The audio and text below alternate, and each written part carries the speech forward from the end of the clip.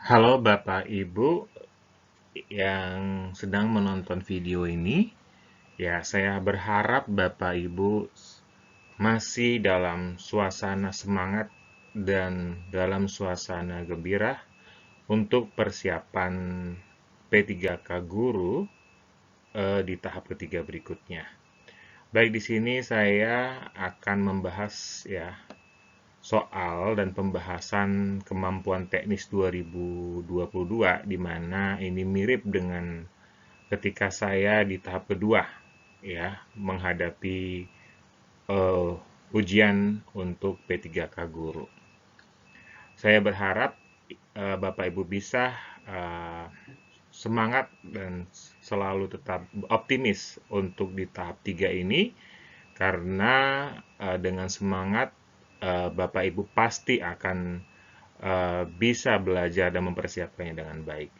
Baiklah, tanpa memperpanjang, untuk saat ini saya langsung membahas soal-soalnya. Baik, untuk soal pertama, yaitu model pembelajaran abad 21 yang menekankan dihasilkannya produk dan menekankan otonomi belajar sejak mulai merancang, melaksanakan, dan mengevaluasi hasil belajar adalah: A. Pembelajaran berbasis proyek. B. Pembelajaran kooperatif. C. Bermain peran dan simulasi. D. Pembelajaran diskusi online. E. Pembelajaran kontekstual. Nah, di sini Bapak Ibu, yang menjadi kata kuncinya adalah dihasilkannya produk. Ya. Nah, untuk produk pasti ini berhubungan dengan proyek, begitu ya. Jadi, untuk pembelajaran berbasis proyek, ini adalah sebuah pembelajaran yang menekankan aktivitas siswa dalam memecahkan berbagai permasalahan yang bersifat open-ended dan mengaplikasikannya pengetahuan mereka untuk mengerjakan sebuah proyek dalam menghasilkan sebuah produk. Jadi, proyek ini berhubungan dengan produk.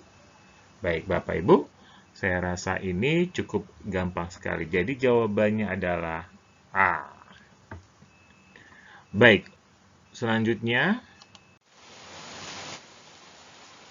soal nomor 2. Seorang pendidik perlu memahami landasan pendidikan. Salah satu manfaat mempelajari landasan pendidikan bagi pendidik adalah: A. Memahami berbagai karakteristik peserta didik sehingga memandang peserta didik sebagai pribadi yang unik. B. Menumbuhkan sikap berpikir kritis pendidik terhadap perkembangan peserta didik. C. Membantu pendidik dalam menentukan metode pembelajaran yang tepat digunakan dalam situasi tertentu di kelas. D. Meningkatkan perkembangan pola pikir dan pola kerja pendidik tentang bagaimana seharusnya melaksanakan praktek pendidikan. E. Memahami berbagai pasal-pasal dalam undang-undang dan peraturan yang berlaku terkait dengan pendidikan. Nah, di sini saya akan kasih kata kuncinya, yaitu mempelajari landasan pendidikan bagi pendidik. Berarti ini fokusnya adalah ke pendidik. Ya, berarti kita sebagai guru, di mana apa manfaat dari landasan pendidikan ini, begitu. Nah, untuk landasan pendidikan ini sendiri ya, gunanya ada dua, yaitu pertama untuk perkembangan pendidikan, berarti perkembangan wawasan.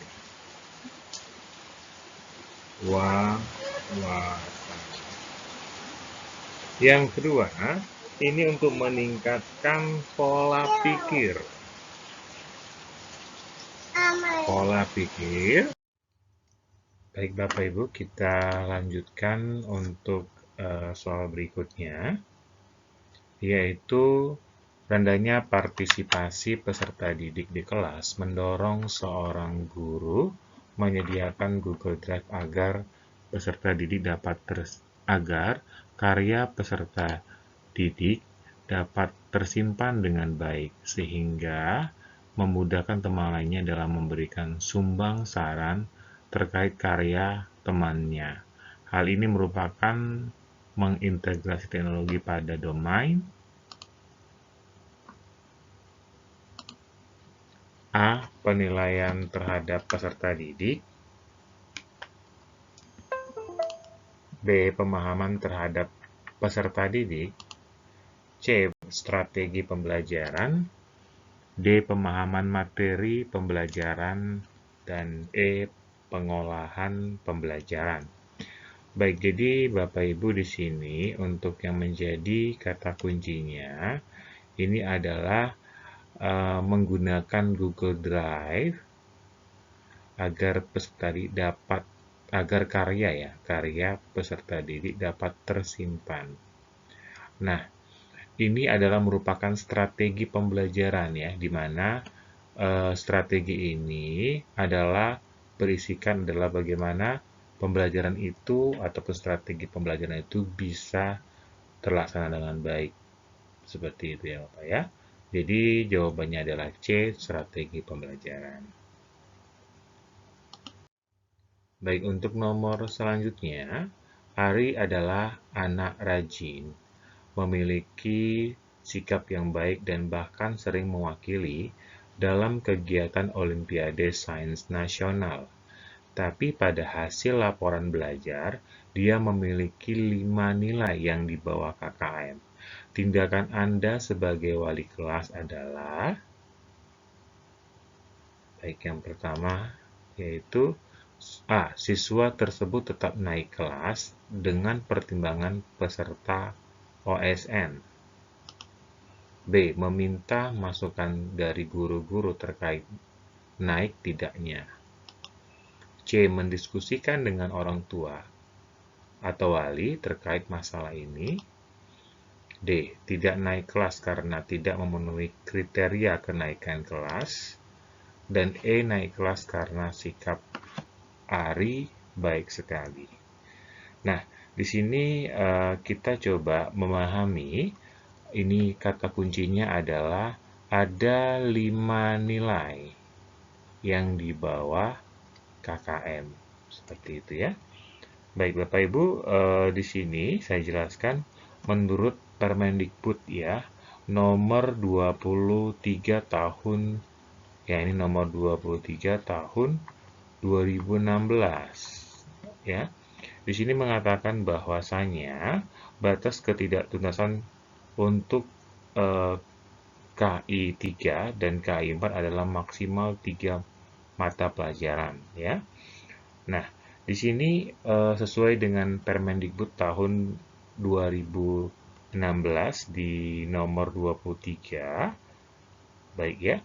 Jadi kalau di sini kita harus berpatokan kepada Permendikbud ini ya. Sehingga di sini jawabannya adalah tidak naik kelas ya. Karena dia sudah 5 nilai yang di bawah KKM ya. Sementara ini maksimal harus 3 mata pelajaran di bawah KKM itu disebut tidak naik kelas begitu. Ya. Baik Bapak Ibu, jawabannya adalah D. Baik, untuk soal selanjutnya adalah dalam suatu pembelajaran diperoleh data banyak siswa yang tidak aktif, maka Anda sebagai guru harus mengubah pendekatan pembelajaran yang tepat. Pendekatan yang tepat untuk mengatasi hal tersebut adalah ya A. Konstruktisme, B. Kontekstual, C. Saintifik, D. Deduktif, dan E. Induktif. Begitu ya. Baik, jadi di sini kata kuncinya adalah siswa atau banyak siswa yang tidak aktif. Begitu. Ya, ini ada data banyak siswa yang tidak aktif begitu. Baik, jadi pendekatan apa yang harus kita lakukan ya kalau di sini siswanya tidak aktif ya. Nah, karena ini tidak aktif, maka ini yang paling tepat adalah pendekatan saintifik begitu. Ya, di mana untuk pendekatan saintifik ini beralasan ataupun berpacu kepada siswa tersebut ya, bagaimana kemampuannya seperti itu ya. Nah, inilah untuk jawaban di nomor 5. Baik, untuk di soal berikutnya saya bacakan ya. Seorang guru harus menentukan kriteria ketuntasan minimal atau disebut dengan KKM atau kriteria belajar minimal atau KBM. Berikut merupakan fungsi KKM atau KBM kecuali A. Sebagai acuan peserta didik dalam menyikapkan atau dalam menyiapkan diri mengikuti penilaian mata pelajaran. B. Merupakan target satuan pendidikan dalam pencapaian kompetensi tiap mata pelajaran. C. Dapat digunakan sebagai bagian dari komponen dalam melakukan evaluasi program pembelajaran yang dilaksanakan sekolah. D. Untuk bahan laporan dan kelengkapan administrasi sekolah.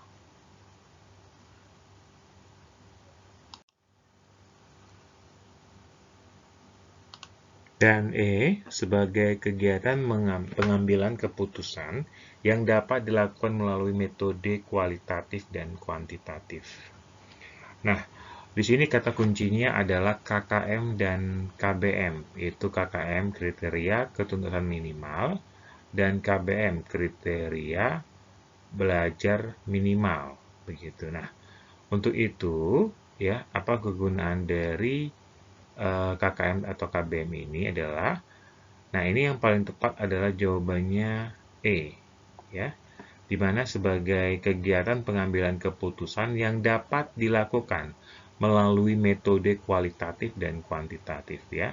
Jadi kegunaan KKM atau KBM ini adalah untuk memudahkan kita sebagai guru dalam kriteria pengambilan keputusan ya berdasarkan metode kualitatif dan kuantitatif. Baik, untuk nomor 7 pada proses pembelajaran seorang guru ingin melakukan penilaian terhadap perilaku siswa. Maka instrumen yang digunakan dalam proses pembelajaran tersebut adalah A. Pedoman observasi, B. Kuesioner, C. Tes tertulis, dan D. Pedoman wawancara. Dan yang terakhir adalah tes hasil belajar, gitu ya. Nah, di sini untuk kata kuncinya ada guru ingin melakukan penilaian terhadap perilaku siswa. Jadi kata kuncinya adalah perilaku siswa, begitu ya. Nah, dalam perilaku siswa ini kita harus melihat ataupun menggunakan proses pembelajaran tersebut adalah ya, jawabannya adalah A, pedoman observasi. Ya, jadi kita gunakan instrumen ini untuk melakukan penilaian terhadap kelakuan dari ataupun kelakuan perilakuan siswa tersebut, begitu ya. Baik, terima kasih. Kita lanjutkan. Untuk di nomor selanjutnya ya, setiap kali di akhir pembelajaran seorang guru akan melakukan proses penilaian. Sebelum guru menyusun soal-soal untuk penilaian hasil belajar siswa, manakah yang pertama kali harus dipelajari? Yang pertama adalah buku sumber yang digunakan, kurikulum dan silabus, karakteristik siswa, kemudian indikator pencapaian kompetensi, dan yang terakhir kemampuan awal siswa. Begitu ya. Baik, ya. Dan ini kata kuncinya adalah di mana ada seorang guru akan melakukan proses penilaian. Begitu. Nah, dan sebelum itu guru harus menyusun soal-soal untuk menilai hasil belajar tersebut. Begitu. Nah, untuk pertama kali yang harus dipelajari adalah ya karakteristik siswa, di mana guru harus mengetahui karakteristik siswa dan kebutuhannya apa, seperti itu. Baik, untuk di nomor selanjutnya, setiap akhir evaluasi dimungkinkan ada siswa yang prestasi belajarnya belum memenuhi ketuntasan, sehingga guru perlu melakukan remedi. Dasar rancangan program remedi bagi siswa yang capaian prestasinya di bawah ketuntasan belajar yaitu A. Proses pengajaran remedial pada dasarnya adalah proses belajar mengajar biasa. B. Tujuan pengajaran remedial adalah sama dengan tes diagnostik. C. Sasaran terpenting pengajaran ataupun pengajaran ya remedial adalah meningkatkan kecerdasan siswa. Kemudian D. Strategi yang dipilih hanya berbentuk tes ulang. Dan E. Agar prestasi sekolah meningkat. Baik, jawabannya di sini adalah ya, C ya. Di mana sasaran terpenting pengajaran remedial adalah peningkatan kecerdasan siswa. Seperti itu. Walaupun di sini dijelaskan ya bahwasanya ada siswa yang prestasi belajarnya belum memenuhi ketuntasan. Seperti itu. Ya, baik, jawabannya adalah C.